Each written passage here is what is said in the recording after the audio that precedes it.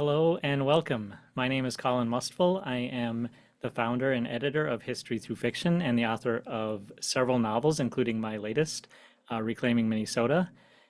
Today, you are joining me for From Past to Press, the evolution of a historical storyteller. I'm so glad that you could come and be a part of this and just get to know a little bit about me and about my journey from historian to author to publisher. Just a couple things to start out. Um, so first of all, I apologize. The setting isn't ideal. I'm at the restaurant where I work, so the lighting isn't great. I have and things like that, and there may be some sounds of running engines and phone calls and stuff like that. But it's the best I could do for tonight. And I might even get talk a little bit about my work life and how I balance all those things as well. But what I will talk about today is really what I've been talking about when I go and I give presentations. So this last fall, my novel was released on October 10th at Reclaiming Minnesota, an alternate history of the U.S.-Dakota War of 1862. And I went and did presentations. And at first, for my previous novels, I would always talk about the history that the novel was based on. And then I would give kind of a lecture about that history and a PowerPoint presentation. But for this one, for my latest novel, I actually decided to talk more about my journey from how I started as a historian, and then I got into fiction, going all the way to writing an alternate history. And people were really engaged in that speech that I gave. And the thing about giving in-person presentations is your audience is pretty limited. So I decided, well, why not go on Zoom, go on the internet, and share that story with a wider audience of people? So that's what I'm going to talk about today. I'm not going to talk too much about the history that I write about. I will go give a brief background of the history for each novel. But I'm trying not to get too much into that, but really go more over what I've learned along the way, some of the challenges I've faced, and where I'm at right now, and kind of where I'm headed. Hopefully, you find some of it insightful and can relate to some of the things that I'm learning along this journey. I would like to welcome everyone. Thank you so much for being here. Please say hello in the chat. I see that my mom is here, so hi, Mom. Thanks for coming. And I think that's great. So yeah, say hello in the chat. Let us know where you're joining us from. Right now, you are unable to unmute yourselves. You're unable to turn on your cameras. I'm going to give, a 35, 40-minute speech, and after that, I will open up the cameras and the mic so that you can ask me any questions you want about the history I write about fiction, about publishing, about all those sorts of things. So let me jump into it here. As I mentioned, my most recent novel is an alternate history, and that was really a challenge for me because I came at this as a historian, going all the way back to 2005 to 2007 when I got a Master of Arts in history, and I really started writing academic history and historical essays. I had an interest in the genocide of Western indigenous peoples. It struck me as such a tragedy that I wanted to know more about what it was, why it happened, and what we've learned from there. So while I was attending Minnesota State University Mankato, I actually wrote my master's thesis about the Pampas Indians of Argentina. And they were wiped out through something called the conquest of the desert. And what I found was that the story there wasn't much different than the story we see here in the U.S. From east to west of what happened to Native peoples and how the United States government, how that policy kind of usurped the land and was a total genocide of the people. And then when I was studying in Mankato, I came across a statue of a buffalo in downtown Mankato, and that statue commemorates or recognizes the hanging of 38 Dakota men there on December 26, 1862. And I was shocked to find out that this event, the largest simultaneous mass execution in United States history, happened where I grew up, where I was studying, and I didn't know anything about it. At this point, I had already been through K through 12. I had been through undergrad and I was in my graduate school, and I didn't know anything about this hanging or the events that preceded it. And I thought that was shocking, and I wanted to know more of what happened here in the state where I grew up. So I proceeded to do some research, and I found out about the events that happened before this hanging, and that is the U.S. Dakota War of 1862, which was a series of battles between the Dakota people of Minnesota and the United States government, and the civilians living in Minnesota at that time. So I actually wrote a couple essays and I presented those essays at historical conferences, but I didn't feel like I was getting very far with those essays. For one thing, there's no shortage of information available about the U.S. Dakota War. There's thousands of sources, most of them informational, especially at that time prior to the 150th anniversary in 2012.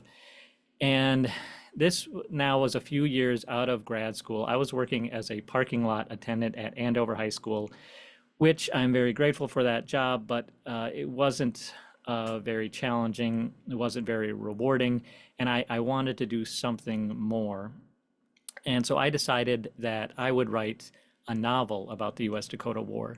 I wasn't sure how I would do that, and as people who know me, I've already kind of stated that fiction really wasn't my thing. I'm more interested in reading nonfiction history. But what was important to me was getting this information to more Minnesotans, to more Americans about these tragic events, to help people first acknowledge them and then understand them. And there's a lot of power in fiction, power that doesn't exist within the traditional nonfiction text that's just kind of informational and bland and is not all that palatable for people. And so I decided, well, I would try my hand at writing a novel. I was very naive, though.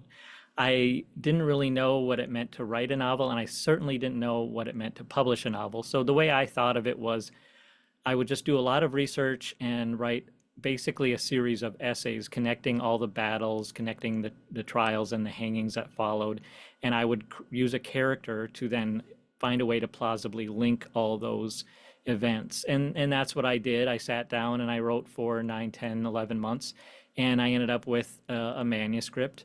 And I chose a character named Alfred Riggs. Alfred Riggs was the son of the missionary Stephen Riggs. Stephen Riggs lived among the Dakota for 40 years. He left a personal memoir behind and a lot of records behind.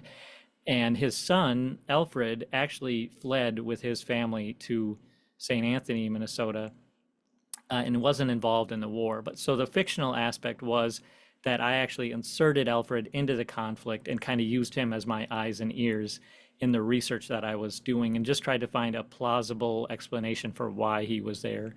And he was a good character to use because as the son of a missionary, he would have spoken the Dakota language. He would have been familiar with the Dakota people, but still had that cultural background of being white, of being Christian, of being, Western American, things that I could relate to.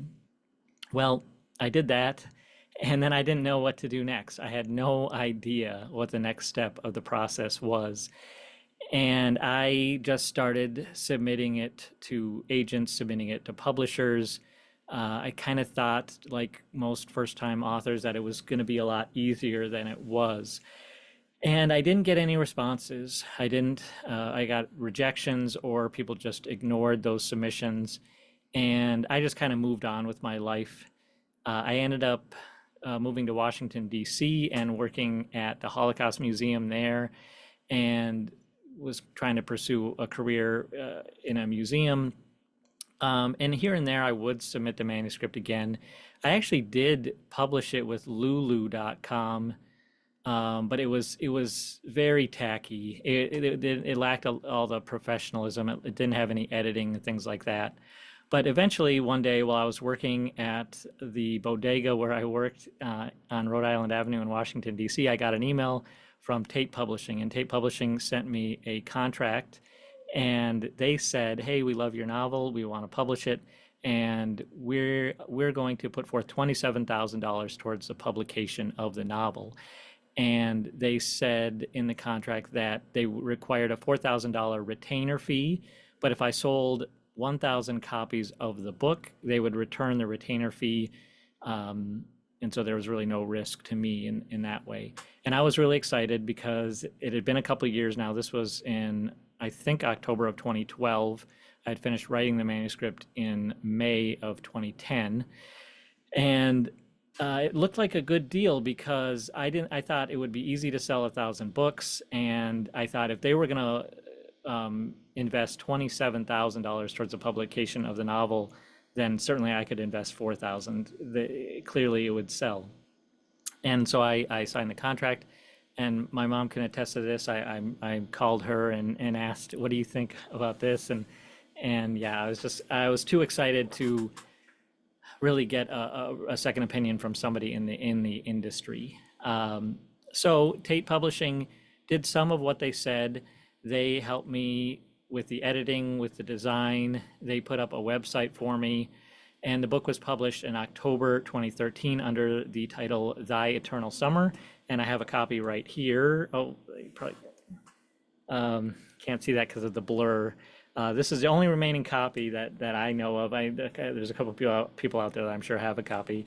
But the thing got published, but nothing happened. So it was October of 2013, and I was working at Jimmy John's at the time, but I didn't have any events. I didn't sell any books. There was no fanfare or anything like that, and I was really confused. And what Tate Publishing did then is they started marketing the book, but they didn't market it to a target audience of people that might be interested in the novel. They marketed it to me, and they said, "Hey, buy books from us and then go out and sell it in person, and you'll make more money off each sale than you would through traditional distribution such as Amazon or Barnes and Noble." And that is true, but in the fine print of the contract, it states that any books I buy from them, they don't go towards that 1,000 quota. And at this point, I was way behind the game because I didn't do any of the pre-marketing before release. I didn't know about any of that. I didn't identify my target audience. And I see that Tate Publishing never had any intention of really investing all that money, it said in the contract. And what Tate Publishing, as I learned, they were a vanity press. They really just exploit first-time authors with these false promises. So that was not a great experience. However, I learned a lot about that experience, about the fact that there's a lot more to it than just writing a novel. Writing a novel is only half the battle. Even once you get past editing, that's still only half the battle. Then there's the whole marketing side of things and building your platform and finding out who is going to read this book, because you can't just publish a novel and then all of a sudden you're an instant success. And I was very naive. I will admit that.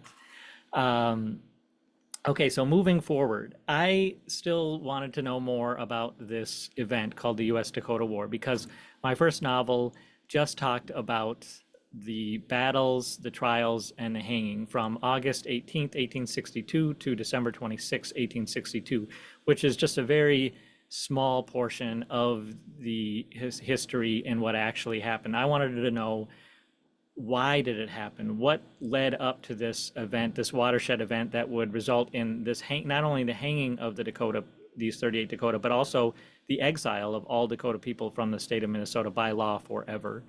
And one thing that I came across in my research was called the Spirit Lake Massacre of 1857. It was mentioned often in the reports written by Indian agents. And so I decided to start studying what was this event. So I'll just very briefly go over this history. In 1857, Iowa was a state by now. Minnesota wasn't yet a state, it was a territory, and the white population was growing, and white settlement and colonialism was growing immensely.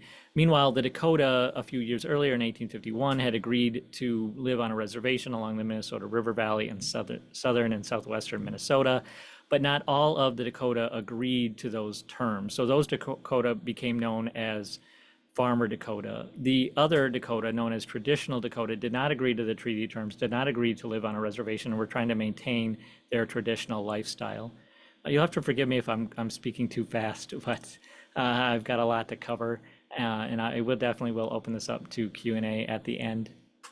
But anyways, there was one band of Wapakuta Dakota led by Inkpaduta, and they were living throughout northern Iowa and southern Minnesota in this semi-nomadic lifestyle. Meanwhile, white settlement, like I said, was growing, and one particular settlement was at Spirit and Okoboji Lakes in northern Iowa, where settlers had come from New York and Pennsylvania, and they had just moved there in the fall of 1856. And they had moved there so late in the season that they really didn't have their permanent dwellings prepared yet, built yet for the long winter season. And there were then some conflicts between these Wapakuta Dakota and the settlers in the region, especially after a huge snowstorm on December 1st of 1856. Basically, the survival of the Dakota and the white settlers had been threatened by the harsh winter, and everyone was just kind of fending for themselves. Well, eventually in March of 1857, March 7th and 8th, Inkpaduta and his band of Wapakuta Dakota, they attacked and killed the settlers living at Spirit and Okoboji Lakes, about 40 in number. They took 4 young women captive, and then they moved north and attacked the settlement of Springfield, Minnesota, current-day Jackson, Minnesota. In Jackson, they were able to defend themselves because they knew they were coming. Then the Dakota fled west. Meanwhile, there was an expedition, a white militia sent out to Spirit and Okoboji Lakes, but the snow was deep and the nearest settlement was 80 miles away, so it took them too long to get there. Later in the spring, obviously there was a lot of panic among the white settlers, and the Indian agent Charles Flandreau, he had to send another military expedition to kind of quell the fears of the white settlers. And he told Little Crow and the Dakota that it was their responsibility to go after Inkpaduta. And Little Crow, he was one of these farmer Dakota who was living on the reservation, had agreed to all the terms of the U.S. government and policies.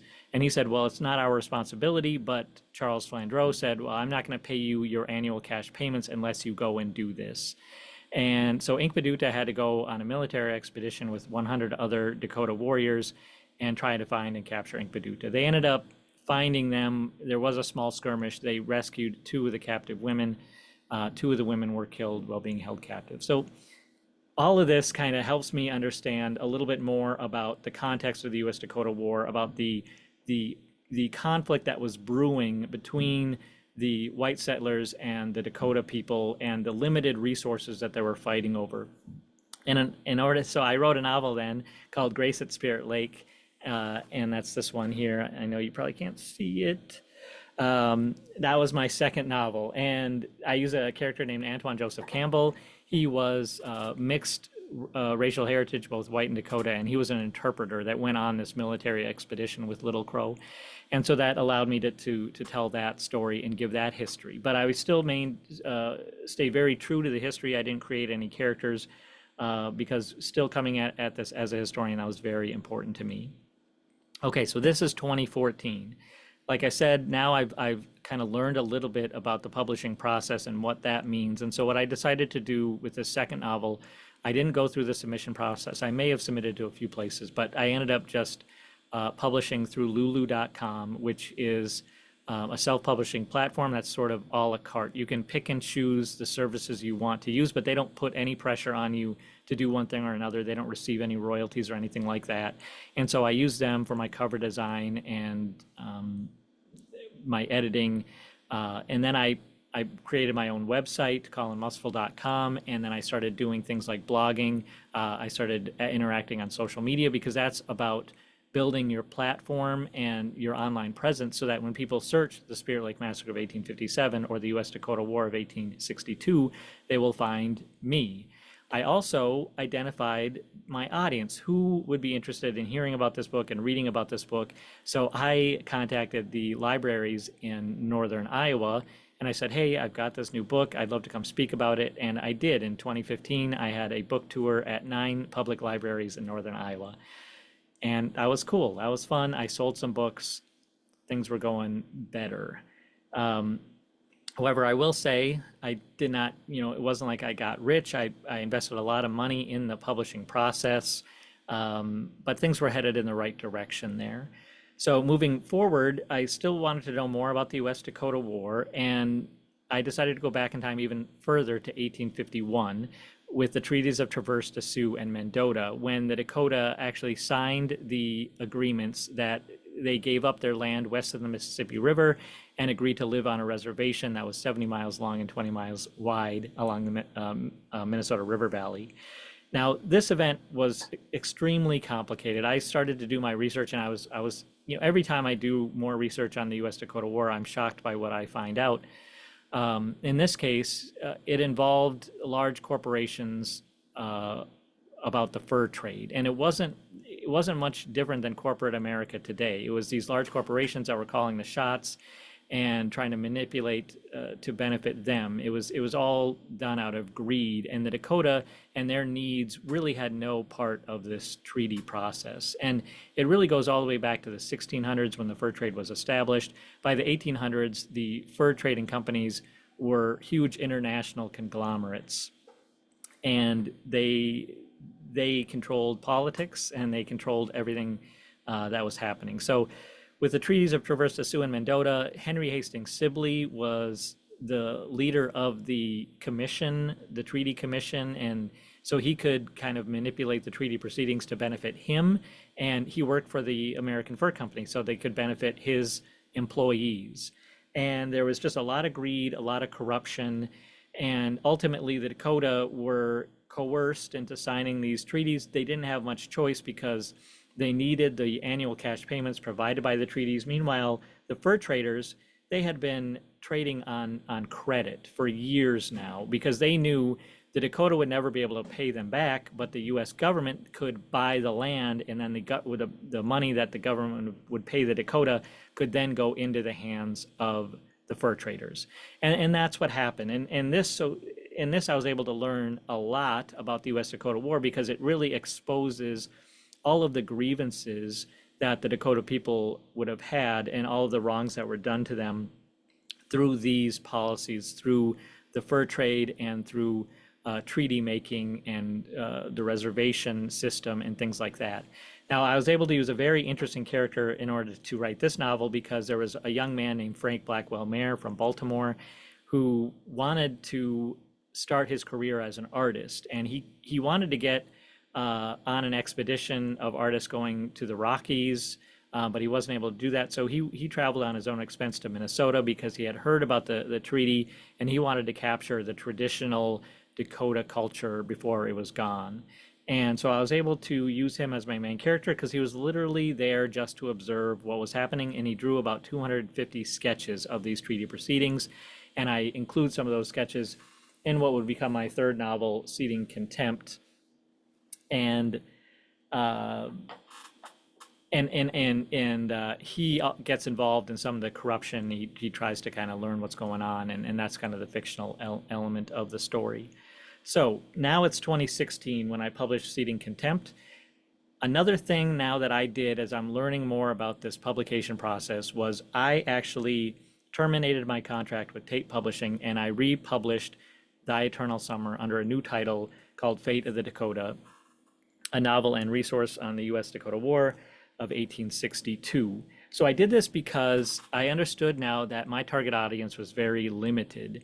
There's not, outside of Minnesotans, outside of historians, there's not a lot of people looking for information on the U.S. Dakota War, relatively speaking. And the quote, Thy Eternal Summer, is actually from Sonnet 18 from Shakespeare. It has nothing to do with the content of the novel. So I changed the title to Fate of the Dakota, and I made the subtitle a novel and resource on the U.S. Dakota War, because that was very important to me, that people understand that not only will they get a story about the U.S. Dakota War, but they will get some resources with the bibliography that I've included and with some of the other things that I've included in the novel. Another thing that I began to understand was the complicated nature of this history and my role in it. I, at first, thought I was just doing this great deed of writing about this history and sharing it with people, but I didn't really understand how the way I interpreted the history has an effect on the readers, and it has effect on future generations. So, for instance, in my original telling of the novel, I used the terms hostile and friendly when referring to the Dakota people, which is a very clear term, but it doesn't accurately reflect why the Dakota were in favor or were against the war. So I changed them from hostile and friendly to traditional and farmer. So you get a better idea of some were trying to maintain their traditional values, others had agreed to those assimilation policies of the US government and had become farmers. I got rid of the term Sioux and referred to them as Dakota because Sioux is a derogatory term that means snake or serpent. Dakota means friend or ally. I got rid of terms like squaw that weren't very accurate, and other little things like that, including on the title, instead of calling it the US Dakota conflict, I called it US Dakota War. And these were all things that I was learning about how history changes over time and how I play a role in those changes as a storyteller. Okay, so now moving on to, well, my platform building, growing my audience, getting the word out there, all those other aspects of business aspects of being a writer. So I also changed the cover design of Thy Eternal Summer for Fate of the Dakota, and now, I know I can't, because of the blur here, you can't really see it that well, but the all three covers look very similar, and what this represents is my platform as a historical author about the US Dakota War, so that readers know right away, although it's not a series, the books are very much related to each other. Additionally, I continued to put out more content online, on my website and on social media, and I expanded my target audience reach with direct mailings, direct emailings, and I spent many hours just looking through and collecting data so that I could then reach out to the target audience, mostly historical museums, libraries across the state, anyone that might be willing to invite me to come speak. And in 2016, I actually had a book tour of about 50 locations. On many days, I would have more than one location in a day, and I would go and I'd speak to people about this history, about my books, and it went really well. And I can say that in 2016, I almost broke even because I made some money off those speaking engagements, so that was good. Okay, moving forward, I began to understand that I wasn't actually reaching my goal of using fiction to help people learn about history.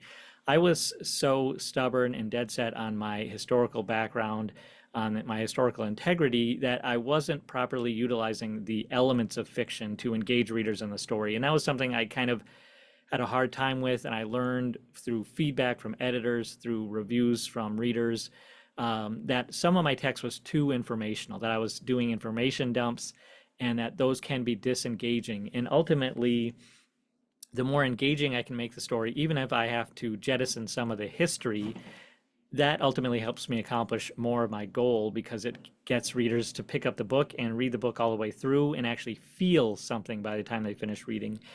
And that's when I decided to go back to school to get a Master of Fine Arts degree in creative writing from Augsburg University. And I started that program in 2017. And it was a very challenging program, and I didn't really feel like I was getting very far. It was a remote program mostly, other than the residencies during the summer. But by the end of the program, I had some very fortunate events that came out of some very challenging events that helped really accelerate my learning curve. And by the end of the program, I really began to understand the elements of fiction, what they are, and why they're so important in order for storytelling.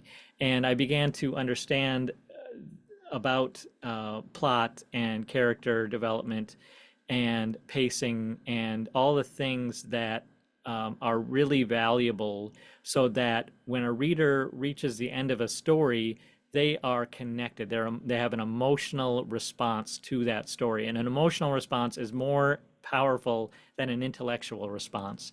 And that's what storytelling is. And it's something I didn't really fully understand until I got through the end of my MFA program. Also, throughout my MFA program, two things were happening. Well, one, I had a concentration in publishing. That included 2 semesters working with Howling Bird Press, the press that works out of Augsburg University. And through that program, I was able to publish a book professionally and see more of that process other than what I had already learned self-publishing. And I was also doing research for my next novel about the Sandy Lake tragedy of 1850. So let me get into that a little bit. I had written these three novels about the Dakota and about the U.S. Dakota War, but there's a whole other population of Native American people in this region, and those are the Ojibwe that had lived throughout northern Minnesota at the time of the U.S. Dakota War. And I was very curious what their story was, what happened with the Ojibwe. And very quickly in my research, I came across something called the Sandy Lake tragedy. The Sandy Lake tragedy involved the Lake Superior Ojibwe who were living throughout northern Iowa and were centered at Madeline Island or La Pointe, Wisconsin. And they had settled there in the 1600s, and they considered it their traditional homeland. Well, when Minnesota became a territory in 1849, our governor, Alexander Ramsey, he wanted to boost the economy of the territory because there were only about 6,000 white settlers in the state at that time. And one way to boost the economy was through an Indian annuity payment. Well, the Lake Superior Ojibwe, they had been being paid at Madeline Island for a treaty they signed in 1842. And what Alexander Ramsey did is he went to the Lake Superior Ojibwe and he said, hey, I'm not going to pay your, well, first of all, he said, you guys have to move into what's called the unceded territory in northern Minnesota. The Ojibwe said, no, there's already other Ojibwe living there, the Mississippi Ojibwe, and the treaty we signed in 1842, you told us we would never have to leave our land.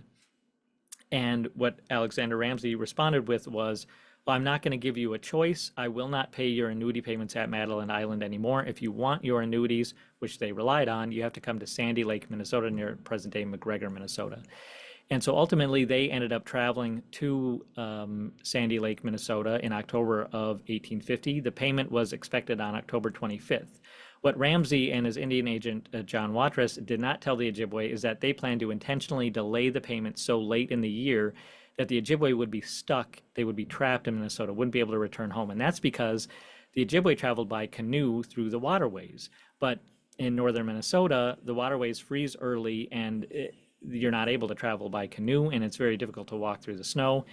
And so the Ojibwe, they arrived at Sandy Lake. The payment never arrived. The Indian agent, John Watrous, did not arrive until November 24th, almost a full month after the payment was promised. And when he did arrive, he did not have any money because it was never appropriated from Congress. Meanwhile, the Ojibwe had been fed spoiled rations, and many were dying of dysentery. Then in early December, after making trades with the traders on inflated prices, they did try to return home, and it was reported that another 230 died trying to return to their homes. So in total, 400 Ojibwe died because of the illegal removal efforts of the United States government. So this was another just shocking event that I did not know anything about, and I ended up writing a novel about it using a character named Benjamin Armstrong, who was a real person who married into the Ojibwe and lived at Madeline Island in the 1840s, and he acted as their interpreter. And he also wrote a memoir in the 1890s when he was much, much older. And so I was able to tell that story of the Sandy Lake tragedy and the years that followed when they continued to went through this forced removal and could not get their annuities until eventually signing a new treaty in 1854 that gave them the land where they live today. Now, this novel I published just after I finished my MFA program, and I was able to incorporate some of those craft elements that I learned in my MFA program. I also decided no longer to publish through Lulu.com, but to the suggestion of a publicist, Rachel Anderson, I actually published through Ingram Spark. And Ingram Spark is a print-on-demand publisher and distributor that allows independent authors and independent presses the same access to distribution channels that large traditional publishing houses have. The only difference is that it is print on demand, where it's laser printing, where you say, hey, I need 5 copies, they print 5 copies. You say 100, they print 100. With traditional offset printing, you have to order, say, 100 or 500 or 1,000 books at a time and hope that you can sell all those books, and you have to warehouse those books. So there's a lot more flexibility with Ingram Spark. But when publishing with Ingram Spark, they require an imprint. An imprint is the name of your publisher. since I was independently publishing, I didn't have a name of a publisher, but I, as a historian at colinmustful.com, I had the tagline of history through fiction. And so I decided to call my press History Through Fiction. Now, initially, I didn't have any intention of going anywhere beyond that, but one thing I notice, and I don't know about you guys, but when I read a book, I do look at who the publisher is, and sometimes you can't find a website for them because if it is an independent author, they might not have a website for the press. So I thought, well, if I'm going to have a book published by History Through Fiction, I need to have a website. So I put up a website. And then I started thinking more about my sort of niche in writing because although I learned all these things about the elements of fiction and how important and valuable they are, I still have a lot of integrity for the historical process. And I myself, as a reader, am not interested in historical novels with only have a historical setting and that are filled with romance and other fiction elements. I really want to learn something, and I know there are other historical authors out there that are doing a lot of really good research for their novels and that they're trying to teach people about real events and real people. And in my novels, if you've read them before, you'll see that I have a bibliography or I have footnotes or endnotes because it's very important to me to be transparent in what I'm writing about and to give readers who want it the ability to then go further and learn more about the actual history beyond the fictional novels that I'm writing.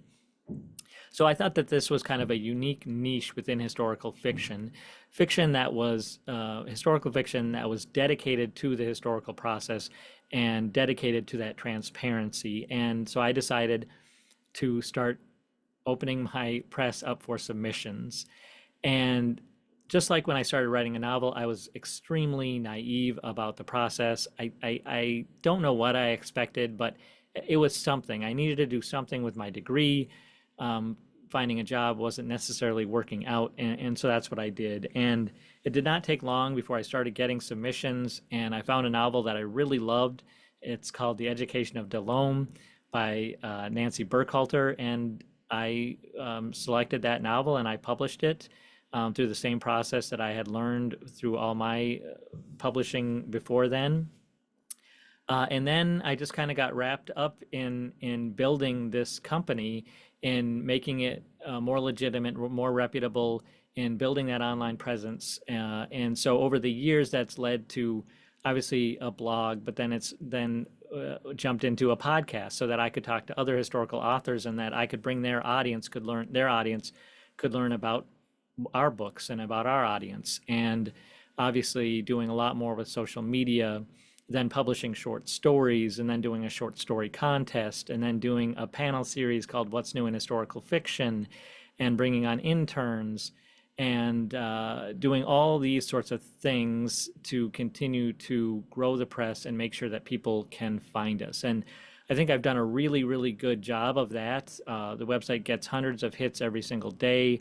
I get all kinds of people that want to publish their books with us. I get all kinds of publicists that want to have their clients on the podcast and want to use our platform. And I think that's really awesome. But within all this, not just opening the press, but as a self-published author, the finances have been very challenging because royalties, as you've probably heard, there's not much to go around. After the distributor takes their part, after retailers take their part, there's only a few dollars left from the sale of each book. And the costs of doing book design, of doing editing, of paying for a website, of paying for all kinds of other platforms, Canva for graphic design, whatever it might be, it's hard to make that money back just on book sales. And that's another thing that I've kind of expanded into is doing workshops, doing freelance editing, having a member area with a small fee. The short stories submissions require a small fee. Anything I can to bring in revenue and keep the press going.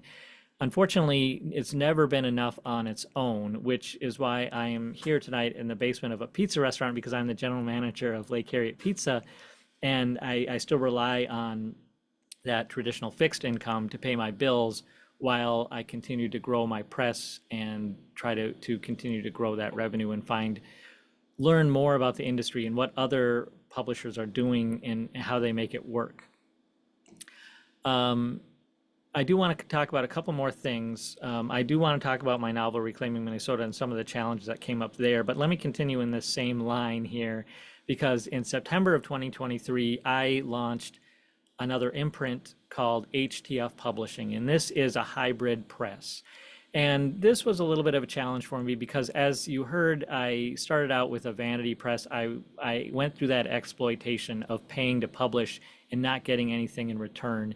And it's always been very important to me to provide authors with a good publishing experience. But I have to continue to kind of draw that line back because I'm learning more and more how hard it is to, as a publisher, to make everything work and still uh, give a good give a lot of benefits to the author. So um, I am always trying to work really, really hard to give my authors a good experience, but I kind of have to change some of my policies and change royalty rates and things like that. Anything I can do to kind of make it a little bit more 50-50 anyway to bring in just a little bit more income. So one thing that I have done that I didn't expect to do is that now I've launched a hybrid press.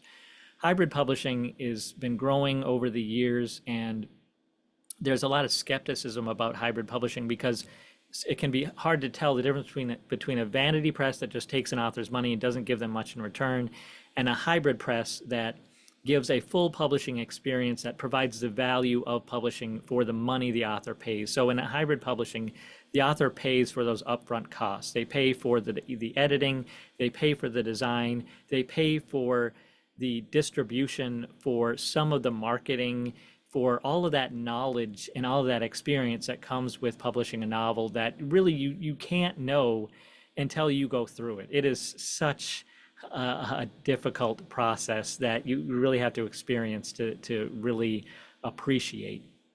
And so when I started HTF Publishing, again, I do not in any way I want to make sure authors have a good experience, that they get a quality product at the end. No matter how much they sell in royalties, I want to make sure they have a professional publishing experience and that their novels meet industry standards, because anybody now can publish. They can put things up through digital media. It's pretty easy. But I want to make sure that I provide my knowledge, my experience, to make sure I'm only selecting novels that I can bring to that standard, that I can have designed well, that I can have distributed well, and have a platform where people see it, and that the author has a good experience, even if they're not able to make back that money. I'm at least providing value in helping them achieve their dreams. And so we now have 3 clients with HDF Publishing. I'm continuing to publish for History Through Fiction. So I'm still trying to sign clients to those traditional contracts where I pay for all the expenses, including an advance on royalties. But this is just one thing as I continue to grow as a business owner and as a publisher that I'm expanding into. And hopefully the goal is to be able to make more authors' dreams come true and to bring more stories to readers, more really good, well-researched, well-written historical fiction, because there's so many stories out there that have value and are very important. Much like my passion for the U.S.-Dakota War, there's all these other authors out there with a passion for some other subject that not many people know much about. Okay, I know it's 7:44 right now. I've been talking endlessly. I do want to cover just a couple more things because I think you will find it interesting, and there may be some people in the audience that do want to talk about it.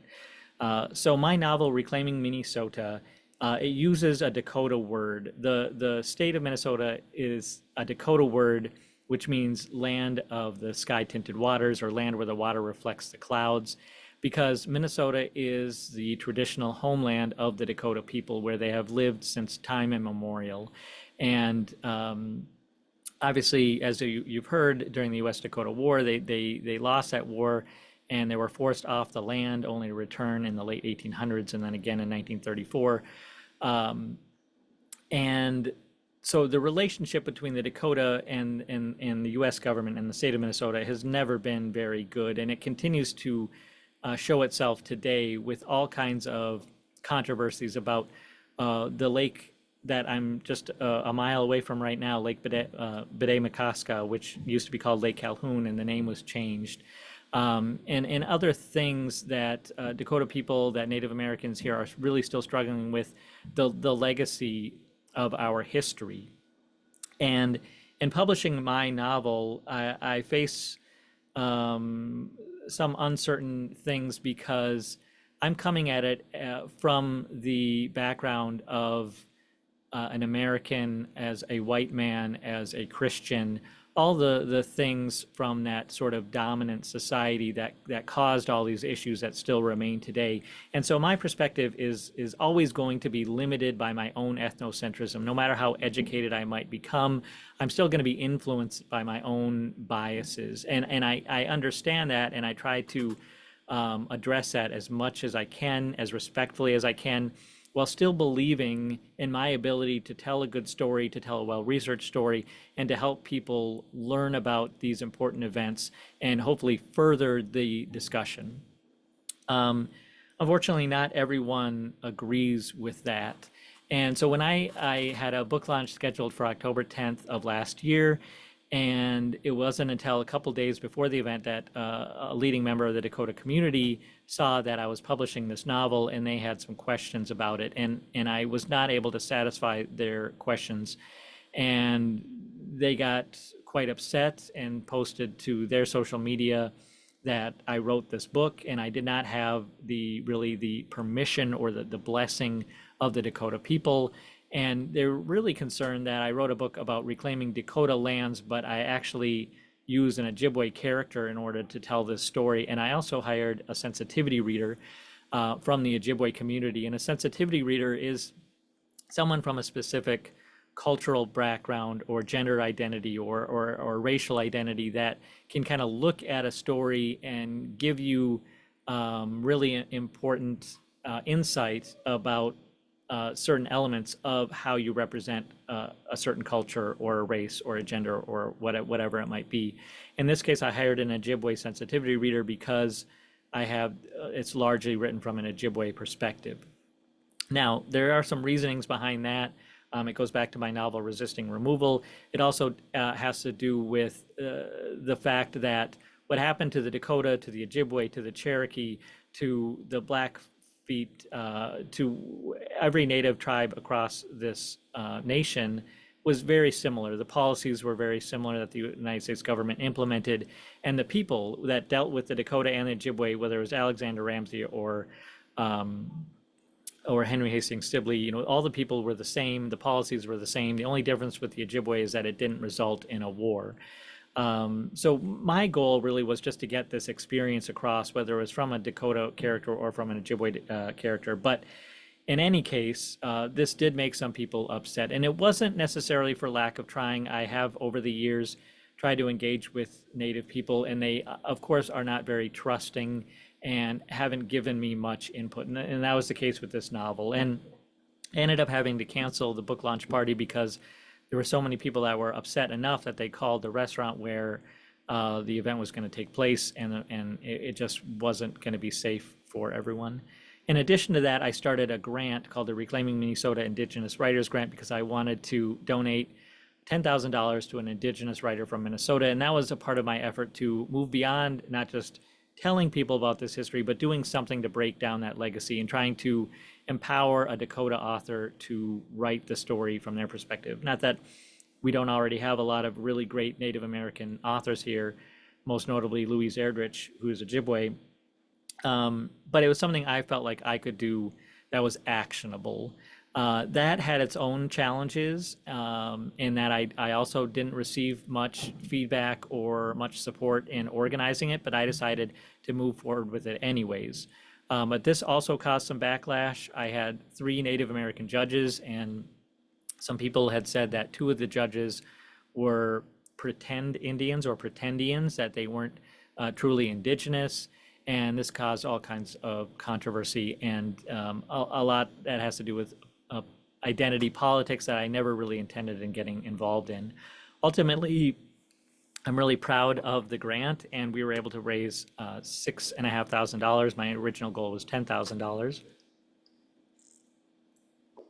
And although I did not find an applicant for the grant, I was then able to give it to a Native organization here in the Twin Cities that helps with housing of Native American peoples in the city. Uh, so ultimately, though, I'm really proud of the book. I learned a lot from the process of publishing this book. And like I said, it is an alternate history that relies on that the focus is on empathy. It's about creating empathy using history, using the characters to create empathy so that the reader then comes away having an emotional impact and understands their role, understands my role, understands the legacy of our history and how important it is to try and reverse that legacy. So that's really where I'm at. I have not been doing any writing. I'm not sure where I will go forth from here. My focus has been on trying to make the press into something profitable, and that's pretty much a 24/7 job, and in addition to running a restaurant. And but I'm really proud of everything that I've built. I'm really proud of the press and of all the positive feedback that it's received, and of the platform that it has grown, and of the positive reviews that our novels receive, the positive feedback I get from our authors and readers, and I'm really happy where things are, and I'm going to continue to move things forward, learning all along the way. You know, it's all a journey, it's all a process, and I'm going to keep going. Okay, so with that, I'm going to allow you guys to open up your videos and unmute your mics if you'd like, and feel free to ask me any questions you have. We're at 7:52 here. I'm happy to hang out as long as I need. Thank you everyone so much for joining me. And yeah, if you have a question, go ahead and just speak up. You can also put it in the chat.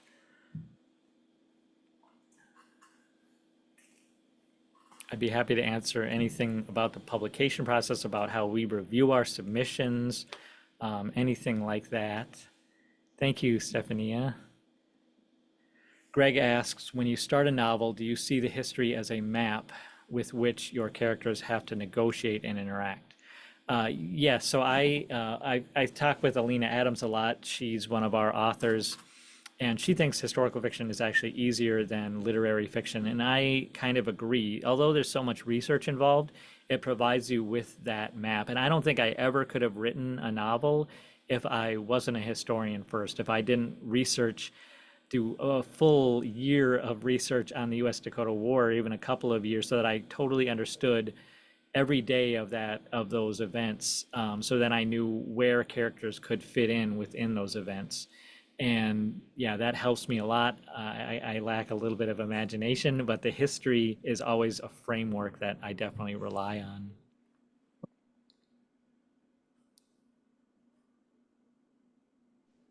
Hey, Colin. I have a question about the order of your novels. What Okay. order do you recommend us reading those in, since they're all connected to the same historical events? So for those who don't know, that was Jillian Forsberg. Jillian is one of our authors, and she has a novel coming out in October called The Rhino Keeper. And thank you, Jillian, for that question. So people ask me this every time I speak somewhere. I honestly uh, recommend reading them in the same order that I wrote them, because it does kind of depend on how much you might know about the history. If you know nothing at all, I definitely would say start with Fate of the Dakota, so that you can see the culmination of all this, of what happened. And it's really the most engaging. The other ones deal a little bit more with the historical context. So once you can see what happened with Fate of the Dakota, then you can go back, just like I did, read Grace at Spirit Lake, find out about that historical context of the settlement period, and then go back to 1851 with the treaties, when the Dakota were kind of manipulated into giving up that land. Resisting Removal can easily be a standalone novel. It's the only one I've written about the Ojibwe and deals with that Sandy Lake tragedy. And then Reclaiming Minnesota also could be its own kind of standalone, because it is an alternate history that is a lot more fictionalized than my other novels. So if you're really more into the literary fiction, then it's going to be Reclaiming Minnesota. However, people get a little confused. If you don't know the history, some people kind of start to wonder, wait, is this what happened? When it is not. The Ojibwe and the Dakota did not join forces. In fact, there's one person who's very adamant in telling me that that could have never happened. So that's why it's alternate history. But I encourage anyone who does read that one first to then go in and look a little bit more about what the actual history was. And I see Jillian writes, additionally, are there any carryover characters? So that, no. Oh, well, there is a lot of carryover historical figures. Alexander Ramsey is in every single novel. Henry Sibley is in every single novel. There are a few other carryover historical figures. When I first started writing Reclaiming Minnesota, I had the idea of using Makwa, who was a fictional character in Resisting Removal. He's the first fictional character I ever created, and he's in my fourth novel, Resisting Removal. And his father dies at the Sandy Lake tragedy, and then he doesn't speak for a year after that. And I thought he would be a good character to use for Reclaiming Minnesota that relies on a young Ojibwe boy on one side and a young white settler on the other side. And that's originally how it started, but the timeline didn't work out. Things just didn't quite work out. So I changed his name from Mukwa to Wabiski Mukwa, and I called him Wabi. And is technically a different character, but he has a little bit of the same backstory. I've got a question from Stefania. When writing fiction through a historical lens, what is the biggest challenge you personally have during the writing process?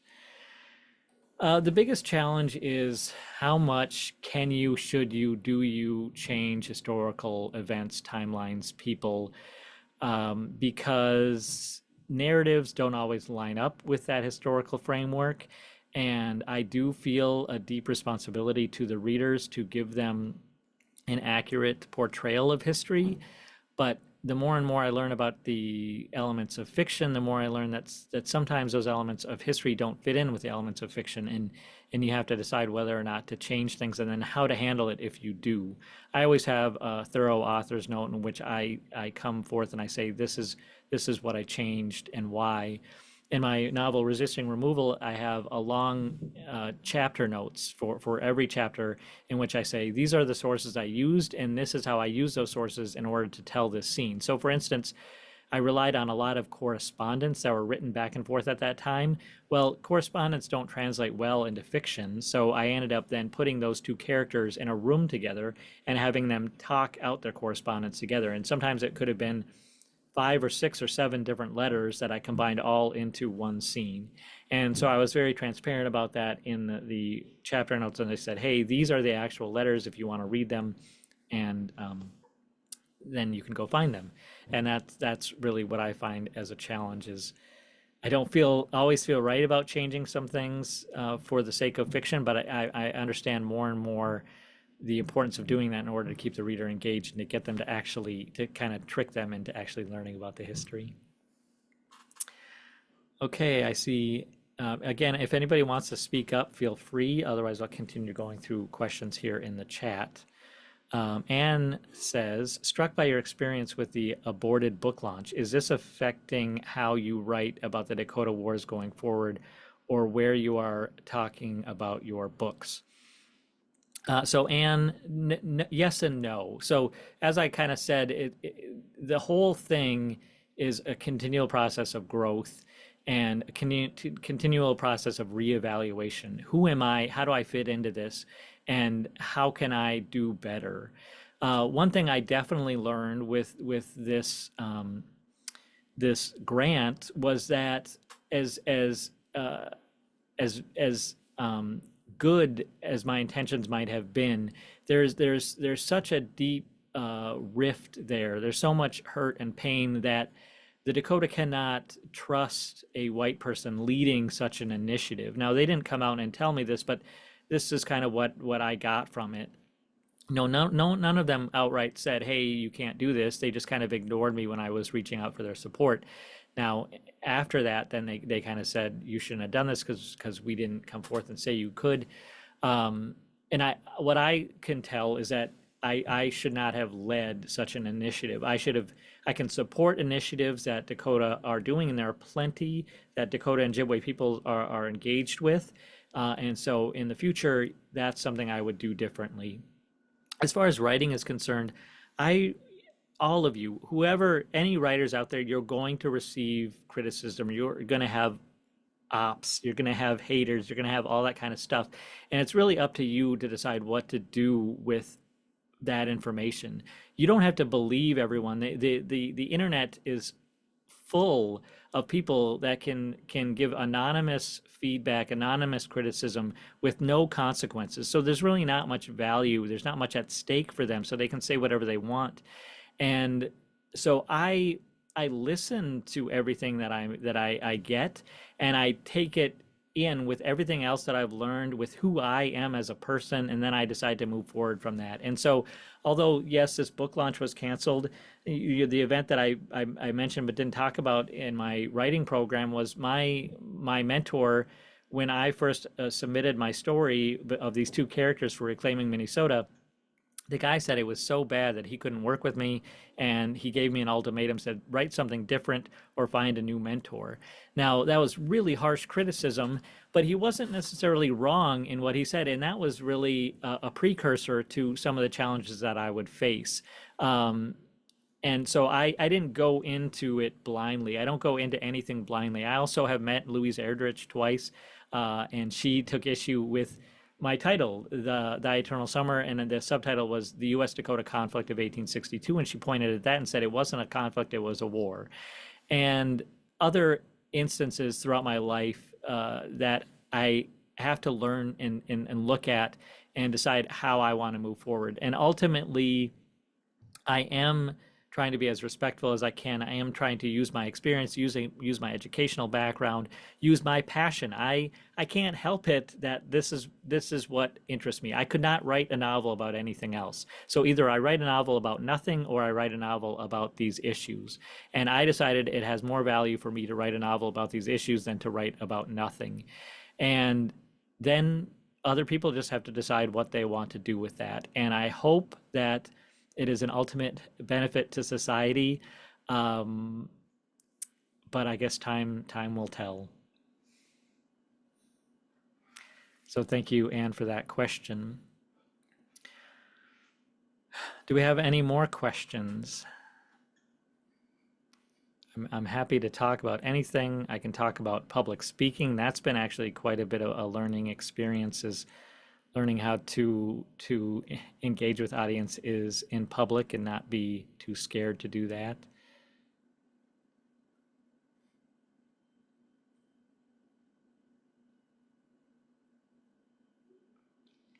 Greg asked what I'm working on now. Nothing as far as writing goes. I mean, I'm working on everything. If I told you everything I'm working on, we would need another hour. But mostly, I'm working on helping others write their stories. So this just yesterday, I was working on editing a manuscript that has been accepted by my company, HTF Publishing.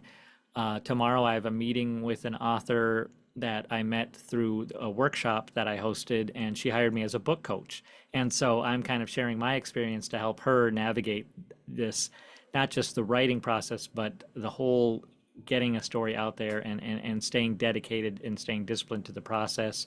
I'm working with Alina Adams on a new manuscript, and we've already gone through one edit and a second revision. I have another author that I'm book coaching with. I have a comedian that I am freelancing with, in which I'm actually just handling the distribution. She's Allison Larkin. She's going on an international comedy tour, and she needs books at all the different locations where she's speaking. So yeah, I'm helping other authors right now with not just writing, but everything involved in the publishing and marketing process and those sorts of things.